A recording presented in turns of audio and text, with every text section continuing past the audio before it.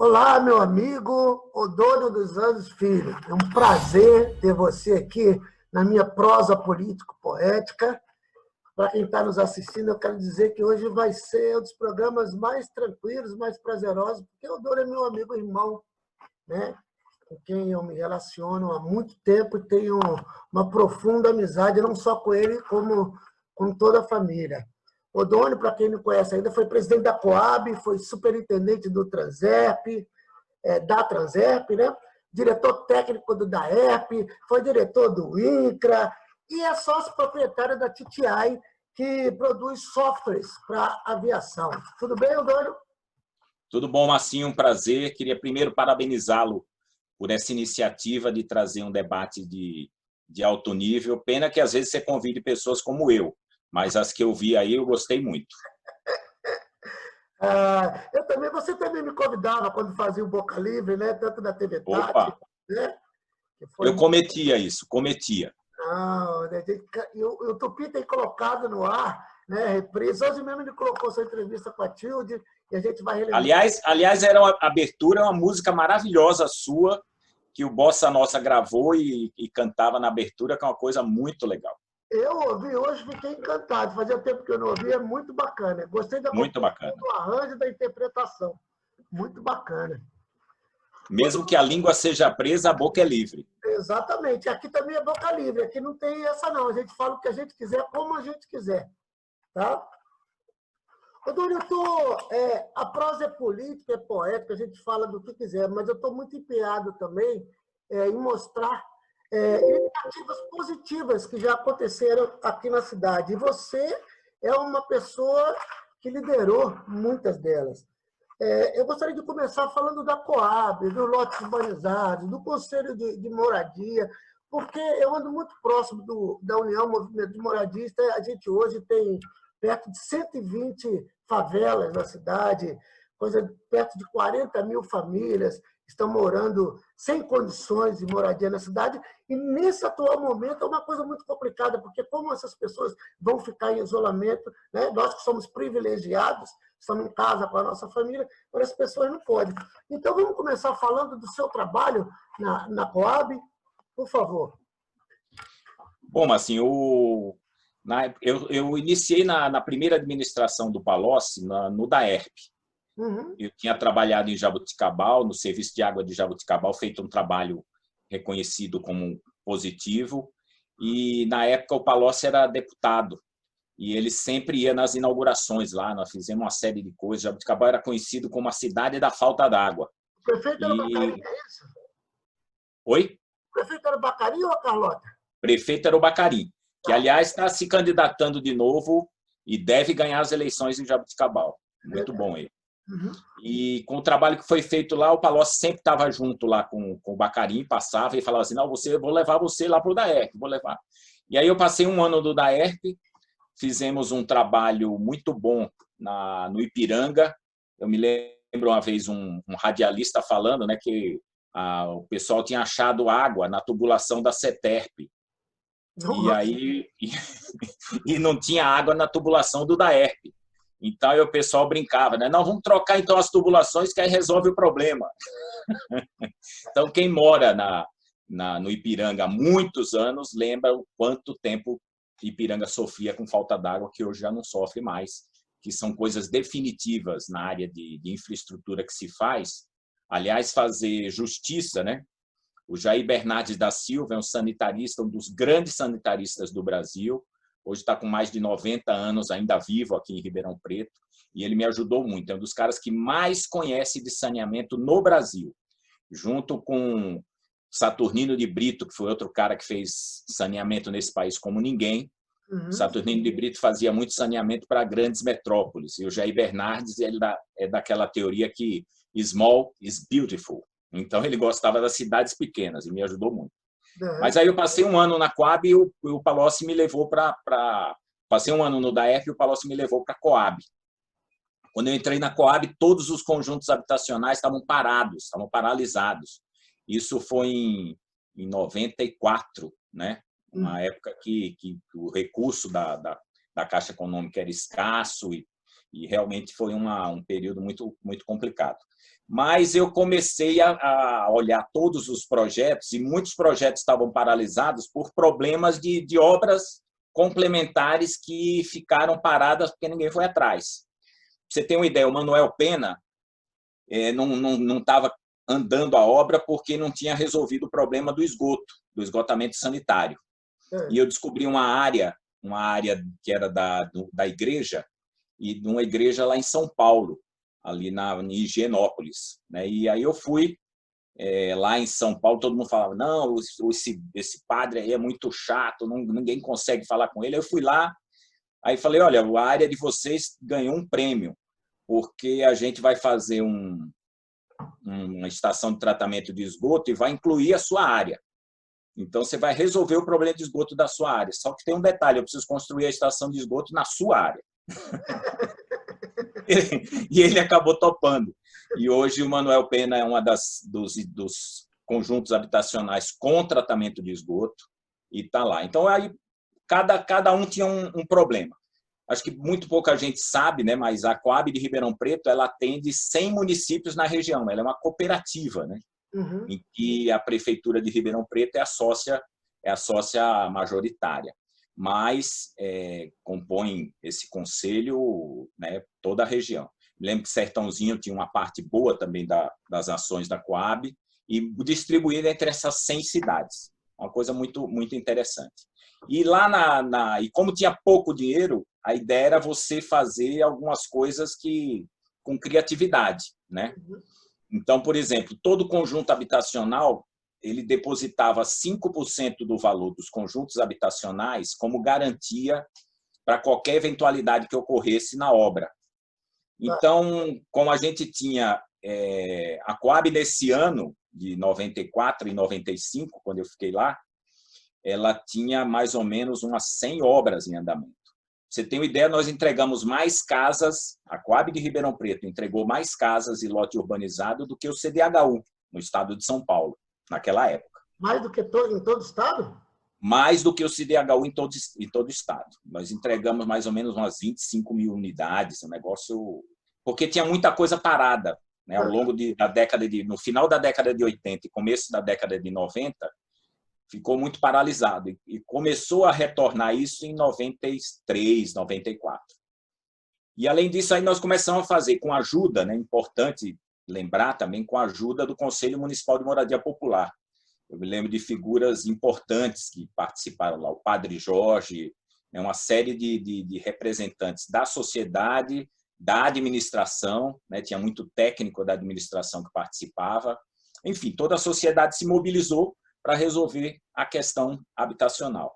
Aí, com isso, nós tivemos a experiência dos lotes urbanizados, foram quase 2.000 lotes urbanizados em Ribeirão Preto, um dos maiores projetos de lote urbanizado do Brasil, né? Muita gente também não sabe disso daí. E hoje você vai lá no Heitor Rigon, é uma cidade, né? É uma cidade, eu tive a oportunidade de passar lá, já nem reconheço. Eu fui lá quando era uma fazenda largada lá, que era uma propriedade, né, da própria Coab. E nós lançamos mão disso daí, o Palocci abraçou a ideia de fazer lote urbanizado. Foi feito de uma maneira sui generis, né? 70% dos lotes urbanizados ficaram para a prefeitura e a gente pagou uma parte da infraestrutura em dinheiro e outra parte em lote para a construtora. Fizemos uma licitação dessa forma e compareceram várias empresas e o projeto saiu do papel. Era uma coisa, 1.700 unidades é uma coisa enorme, né? Não é com qualquer conjunto habitacional que tem um número desse.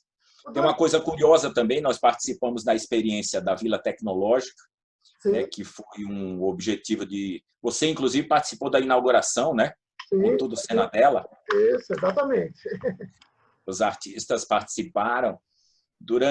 Aliás, outra coisa interessante, eu fiz uma placa de inauguração de vidro, né? Era um conjunto na periferia e o pessoal falou, não, vão quebrar.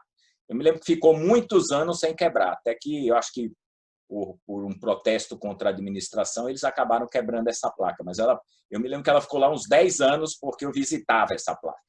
Era um símbolo de como mostrar que a população, quando se apropria de uma coisa, ela cuida, né? Ela Quando funcionava você... como programa Ribeirão Criança, então aquilo era habitado, tinha gente ali circulando. Tinha gente, exatamente. É. Enquanto teve o Ribeirão Criança lá, né, com certeza as pessoas protegiam isso.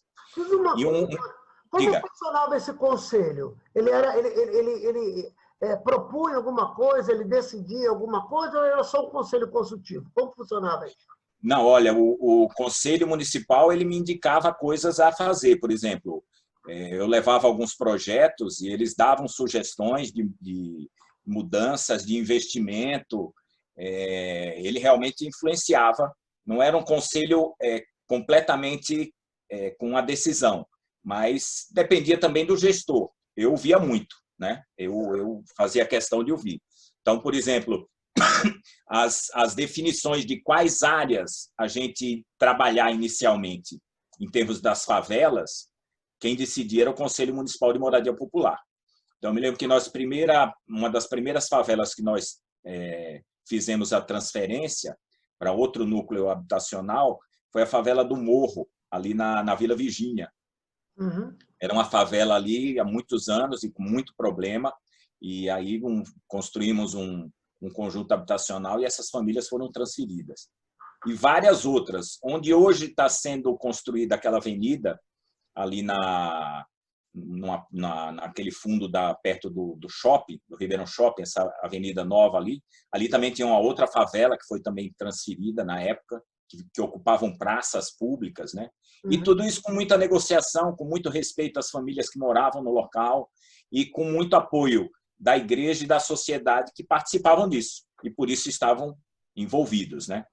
Eu lembro também de uma atuação forte da Coab na época do Vendaval, né, em 14 de maio de 1994, se eu não me engano, e nessa época destelhou mais ou menos, Marcinho, em torno de 18% das casas de Ribeirão Preto.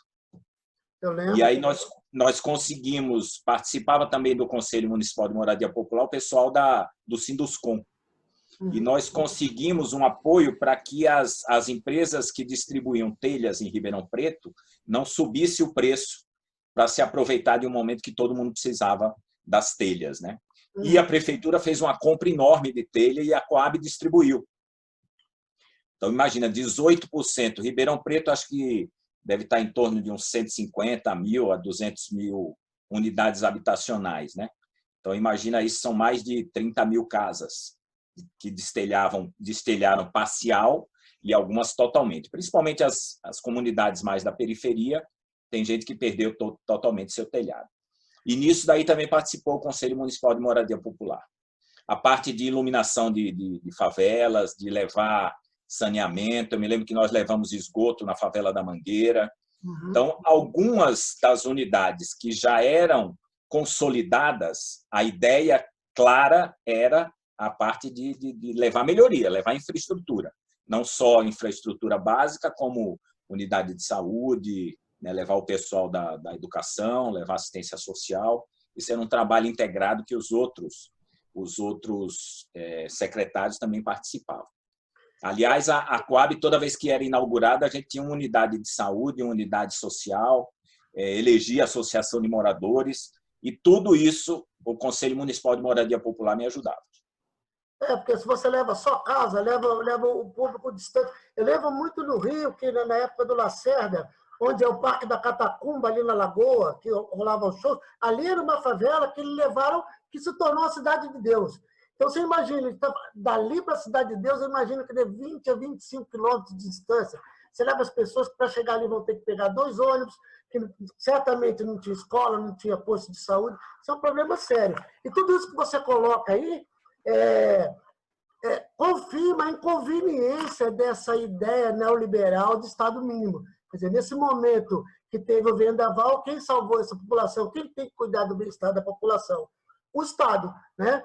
E aí eu queria que você contasse para quem está nos assistindo, você vai lembrar disso, que você já me contou algumas vezes nas nossas infindáveis conversas, da questão de se construir o cômodo de acordo com o tamanho do piso. Entendeu? E isso, sim. por favor, conta para quem está nos assistindo isso. No lotes urbanizados lá do Heitor Rigon, né, que a gente fez? Aí a gente, usando engenharia, né, que é uma coisa que, e principalmente num recurso escasso, a gente oferecia 5 tipos de plantas para as pessoas poderem utilizar. E a gente dava acompanhamento, com muitos estagiários, com engenheiros acompanhando a obra. Então, o cara escolhia uma das 5 plantas e ela era toda calculada para não ter desperdício.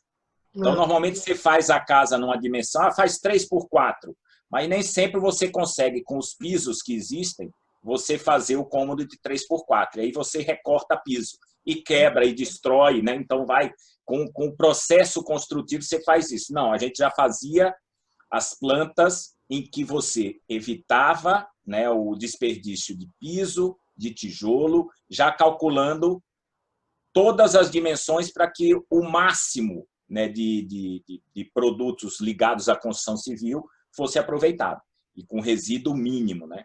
Isso foi um trabalho muito, muito interessante. Nós demos estágio, eu me lembro, acho que teve época da gente ter em torno de 15 a 20 estagiários de engenharia e arquitetura, comandados por engenheiros e arquitetos, e aí a gente tinha o Instituto dos Arquitetos, a Associação de Engenharia, que nos ajudou nisso, e tudo isso através do Conselho Municipal de Moradia Popular, porque nele participava toda a sociedade de Ribeirão Preto, seja da comunidade da periferia, seja a igreja, tinha também o pessoal das igrejas evangélicas, e a gente se reunia no mínimo uma vez por mês. Teve época que a gente se reunia a cada 15 dias. E aí, através do orçamento participativo, o Conselho Municipal de Moradia Popular também influenciou muito isso daí, porque participava ativamente em todas as reuniões nos bairros, garantindo com que tivesse recurso para se aplicar em habitação popular.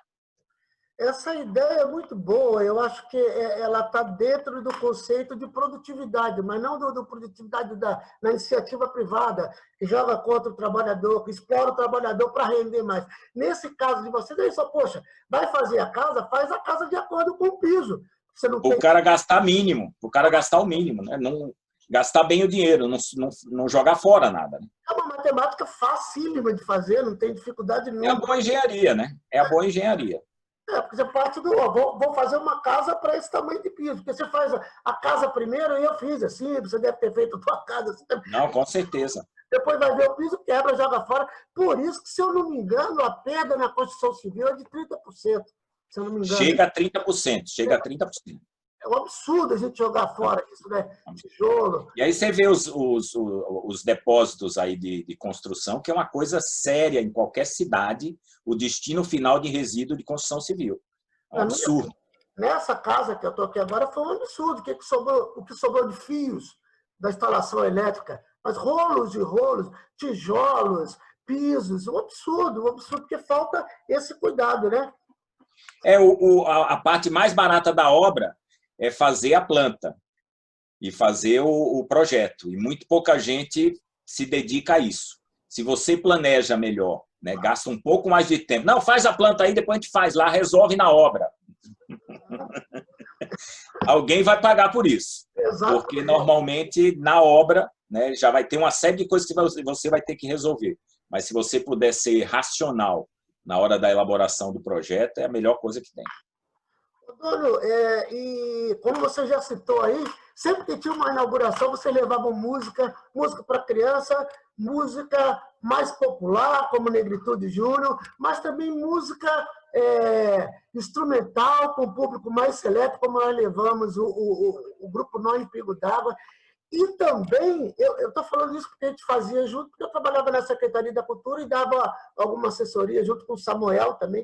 Fomos parceiros nisso daí. Exatamente. E eu queria falar para todo mundo que a gente levou o projeto Sol de Barro, que enquanto as pessoas estavam na fila da Coab, sentadas lá esperando, tinha gente tocando música de alta qualidade. Isso não é à toa, né, Odônio? Porque, embora você seja agrônomo, com mestrado, especialização em economia, você também canta. Você faz parte do Bossa Nossa, você é ligado ao Cauim, não é? Não.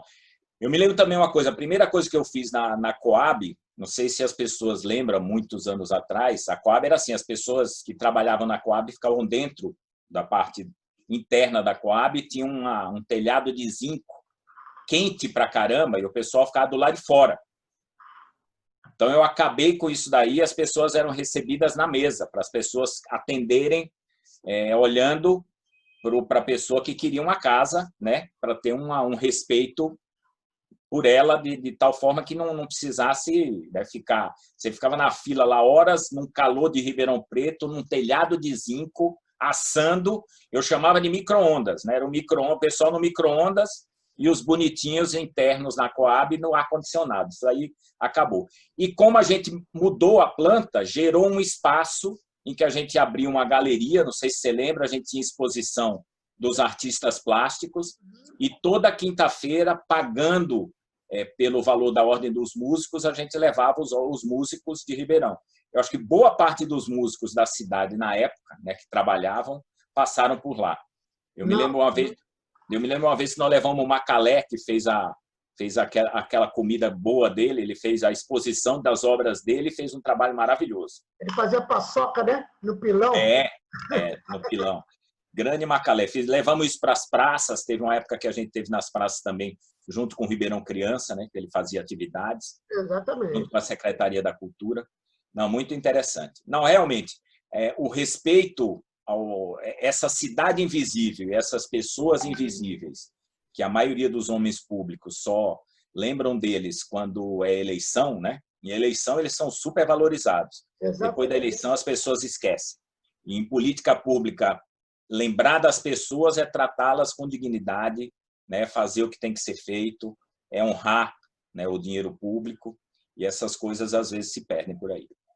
Eu tenho lido muito sobre a administração pública e parece que o modelo atual que seria o bacana é aquele que junta a burocracia weberiana com um pouco do gerencialismo também, mas não só tratar como um consumidor, mas como um cliente, né? Você tratar a população como um cliente que você deve satisfação, né? Mas também esse cliente é teu patrão ao mesmo tempo, que é quem está pagando o teu salário. Ele é quem paga o salário.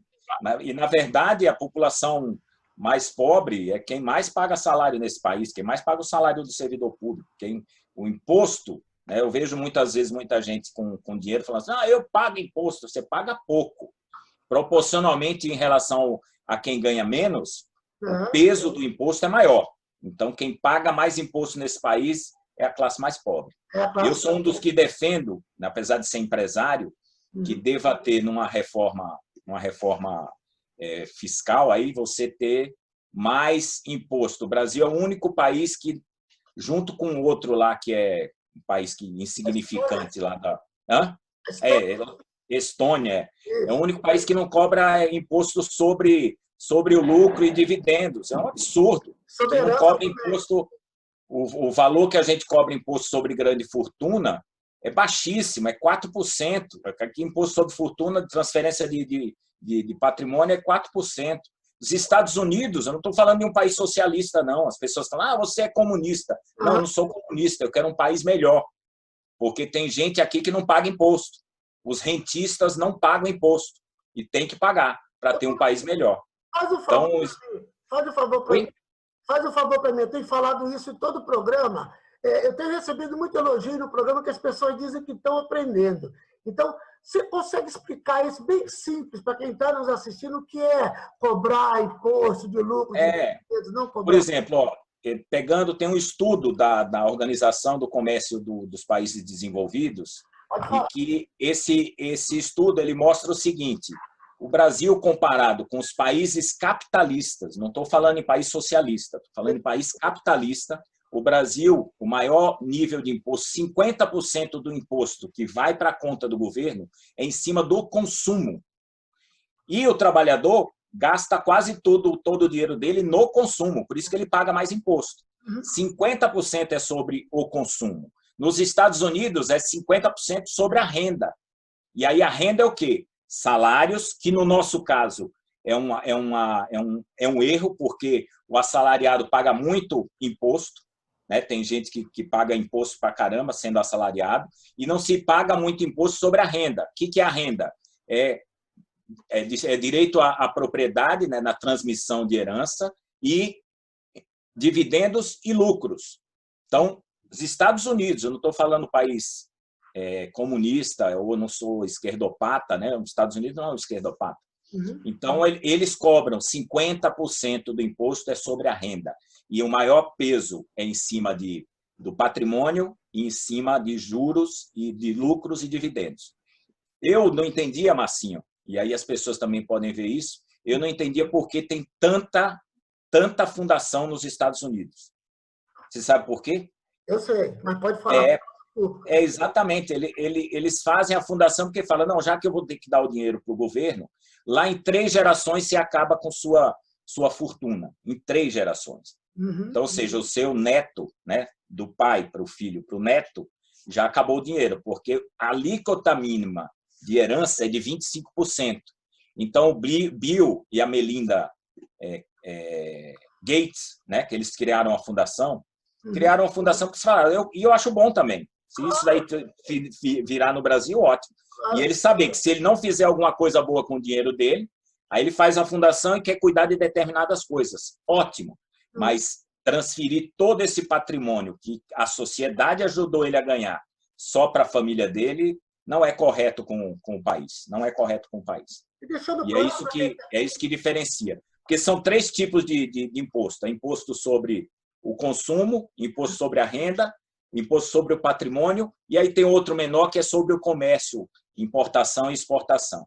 Então, uma decisão estratégica de um país para ser desenvolvido é ele diminuir o imposto sobre o consumo e aumentar o imposto sobre renda e patrimônio. Essa diferença aí, o desafio que o Brasil tinha que se concentrar.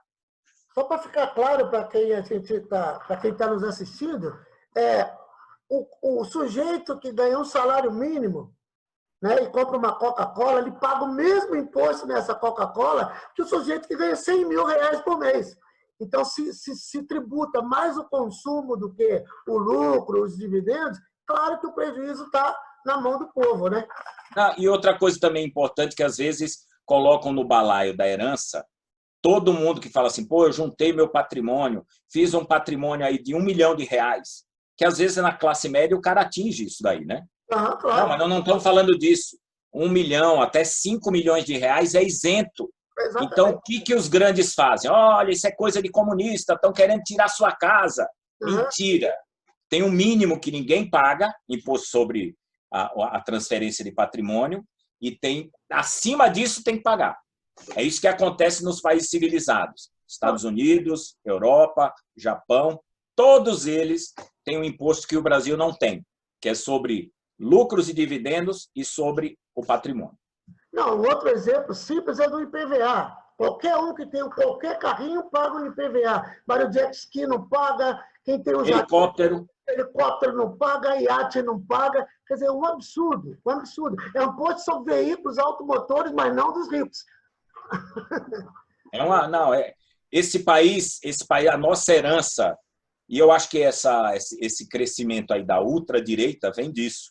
Nós temos um país que tem uma herança escravocrata terrível, né? Tem muita gente ainda que vive de renda, rentistas, que não produzem nada para o país, que vive só de renda, de aluguel de imóveis, que vive de aplicação financeira. Essas pessoas sustentam determinados políticos que muitas vezes vai pegar o voto da população pobre, mas depois vai trabalhar para esses caras. Então, essas discussões precisam vir em momento de eleição. O que vai fazer? Porque o governo não gera dinheiro. O governo pega o dinheiro da sociedade. O importante é o seguinte, quem vai pagar a conta e para quem vai o benefício. Enquanto a sociedade não discutir isso, né, o governo fala, isso é dinheiro do governo. Mentira, é seu dinheiro. O governo tem que saber de quem ele tira e para quem ele vai distribuir. Exato. Esse é o importante. Não dá para um país desse tamanho, né, ter uma situação de pobreza extrema e com riqueza enorme, enquanto tem gente que não está pagando nenhum imposto. É um absurdo isso. O Eduardo Moreira que sempre dá um exemplo. O governo pode gastar 1 bilhão, ele pode pegar 1 bilhão e distribuir para 1.000 pessoas. né? E dar esse dinheiro, dar um dinheiro bom. Mas ele pode o contrário, ele pode criar obras com esse 1 bilhão, ele vai empregar, ele vai dar dinheiro e vai deixar um legado para a sociedade. Não, uma safadeza que ocorreu agora, na pandemia, em que a gente está falando de dinheiro, né, o governo distribuiu 1 trilhão e 300 bilhões para os bancos para eles emprestarem. Mas aí o que acontece? Os bancos teriam que entrar com 15% do empréstimo. Nem assim, recebendo esse dinheiro, eles estão fazendo isso.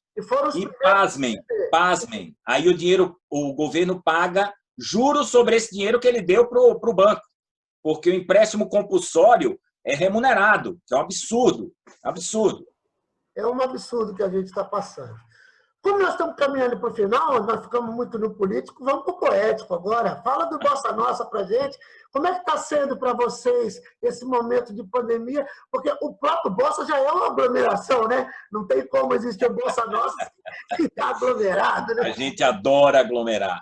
Você sabe, Marcinho, que nós descobrimos uma coisa maravilhosa, estamos trabalhando com o Magno, ele está passando algumas atividades para a gente e a gente está produzindo, é uma coisa fantástica, né?